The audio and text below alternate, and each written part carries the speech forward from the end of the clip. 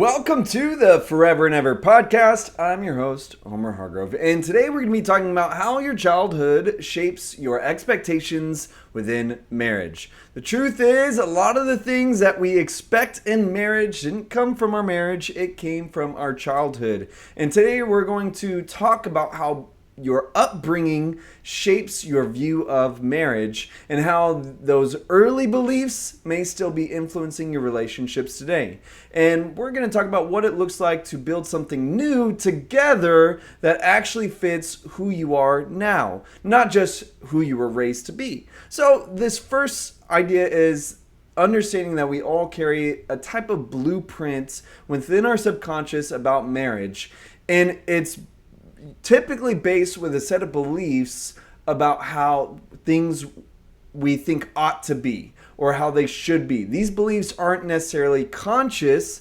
They're not necessarily things that we've decided on. Most of the time, they're things that we've absorbed by watching the people around us when we were young. Whether it's parents, grandparents, guardians, maybe even family friends, even the movies and shows that we watch. We saw what roles people played and how each person made decisions. We saw how love was or wasn't expressed. We saw how conflict was handled or avoided. And whether those examples were healthy or not, they still become a blueprint as we absorbed it in our childhood. So now when something in our marriage feels off, maybe frustrating, it's easy to blame your spouse like you're doing it wrong. Well, if we pause, we could understand that what might be happening is that our reality isn't lining up with the same mental blueprint as theirs. They might have absorbed completely opposite views or ideas, beliefs, and the problem is we often don't realize that we have this blueprint in the first place until something goes wrong. And that's when this friction begins, because we're thinking that they're just wrong rather than maybe the way that we're thinking about certain things are just grained differently. So let's talk about the idea that it's the same marriage but a different playbook. And it can feel a little complicated at first. Your spouse has a blueprint too, and it's likely different from yours. Let's say you grew up in maybe a home where your mom handled the household stuff and dad made the big decisions. Kind of like a traditional idea. And it wasn't even a discussion. That's just how it worked. And that became your default, is that wife stays at home and dad goes out to work. Now, let's say your spouse grew up in a home where both parents worked full time and they shared the chores. Even the idea of like how to raise kids was completely different. Maybe they had a nanny, and you were used to mom did all of that, and they talked about big decisions together. They each shared the bills, and so they each shared the decisions, and that was their default. Now you're married, and you both think that what you saw done was normal. This is how things are normally done. But when your spouse doesn't do what you expected, not because they're trying to be difficult, but because they have a completely different idea of normal than you can feel frustrated. You can feel confused. You can even feel hurt or even disrespected. And if neither of you realizes what's happening, that tension will turn into resentment. And you'll start believing this false reality that they're broken, that they're doing it wrong. They're trying to be difficult when it's everyone knows that you should be like this or you should do that.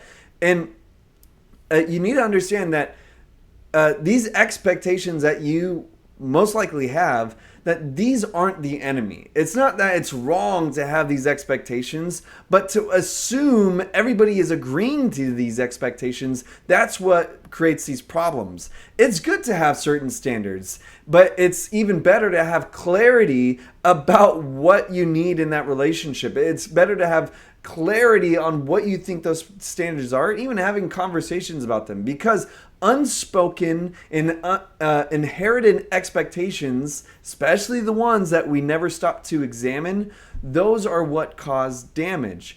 And without realizing it, we start holding our spouse to a set of rules that they never agreed to. They end up living with this pressure that they don't understand, and you're living with a disappointment that they didn't intend to cause. So why that's why one of the most important things that you can do in this marriage is to identify these expectations that you're carrying and ask, where did this come from? When did I start believing this? Or even just simply clarifying that those expectations are there. And if it's a belief about gender roles, about division, about division of labor, who should go work, do what, about how parenting should work, how affection should be shown. What was that modeled to you growing up? But if it was, does it still serve your relationship today? Does it have to be done that way? And that's the kind of reflection that leads to healing.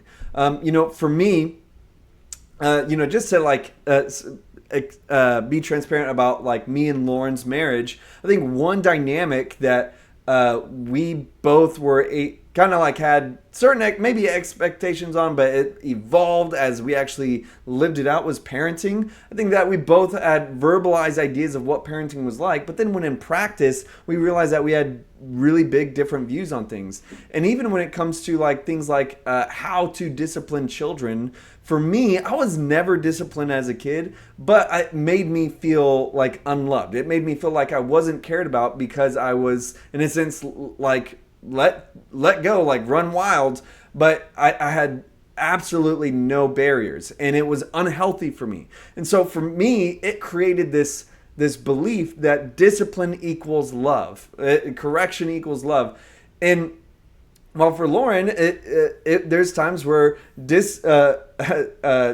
discipline does not feel like love. It feels like it can be even abusive, And so it's completely different views. How can we merge this together to where we both are not just throwing off our standards, to where my standard are like, oh, well, you're wrong and I'm right, or me telling her you're wrong, I'm right, we're going to do it this way. It's about being able to have a conversation with curiosity instead of just criticizing one another about who's more right or who's more wrong. And it's how we move forward to where we are able to both trust each other, and specifically like with this scenario with parenting, and realize like, okay, maybe I've been assuming that my way is the only way, or maybe I've been assuming that we both agreed to this when clearly we don't.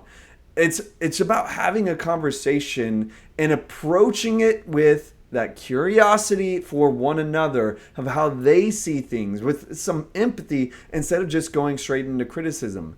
This is not the time to say you don't help around the house the way that you should, or you never show the love that I want. This is time to say, can we talk about what marriage looks like when we were growing up? Can we talk about how did your parents handle things like this? How did your parents handle money? How did your parents handle discipline or affection? And like get to know one in each other and each other's childhoods. And even considering like, was there anything that you saw that you want to do differently from your childhood? And being able to really articulate things, it might feel emotional depending on what your childhood was like. But when you open that conversation, you're not just airing these grievances, you're uncovering even the why behind some of those expectations. And that changes everything, because now it's not just about what you want, it's about understanding where both of you come from and figuring out how to build something new that works for your lives. Rather than just what you know, you're bridging gaps for each other as you're starting this whole new chapter. And that leads us to this idea of building a shared blueprint. You're not just going off of the blueprints that were given to you growing up. Now you're creating your own. You're not trying to perfectly replicate the past. You're not trying to erase it either. You're honoring where you both come from, and you're choosing what you want to carry forward. And this might mean redefining roles in a way that feels more balanced, more fair for you. It might mean making space for affection, or more structure for flexibility, more structure or more flexibility. Whatever it is for you in your current season, it's this idea that it might mean letting go of a belief that no longer serves your marriage. And again, I want to be abundantly clear that there's some things where you might hold on to, like core beliefs that like, no, this is something I deeply believe in. And there might be some things that are like, yeah, I guess I realize I don't even know why I believe this. But also understanding that those may change through different seasons. Even like something as simple as balancing who does what, that might change from one season to the next.